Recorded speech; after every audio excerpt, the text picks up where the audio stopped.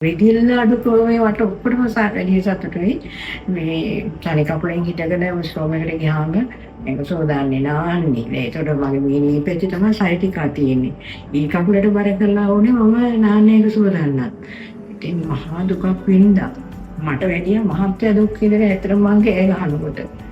මේ ඒකින් දැන් සමාජයට මම අර මට දීපු ඇන්ටිබයොටික් මම ආයෙ ડોක්ටර් දීපු කිට් එක අරිනවා ෆාමසියට අනේ මේකවත් ගෙනත් දෙන්න මේක රිදෙනවා යසන් ෆාමසියෙන් කියලා නම් මේක දැන් ෂුගර් කුඩ දවස් බලලා මේක දෙන්න හොඳ නෑ මේ දැන් මෙච්චර කාලයක් වෙනවා මේක දීලා පිට දෙන්න හොඳ නෑ ඒ වුණාට මම ගියාට පස්සේ ආපහු පිග්ලෙන්ටික් කියන එක තුන් සැරයක් දුන්නා මට මම ඒ සැරේ මම දැන් දෙසරයක් දීලා ඉන්නේ කියලා ඒක කිඩ්නි වලට හොඳ නෑ කියලා මේ ෆාමසියෙන් කියනවා එහෙම කරලා ඇත්තටම මම දැන් වේග් බොන්නේ නැහැ නේ. ඒක වඩා හරි සතුටුයි අපේ වේදමට ඒක හොඳයි.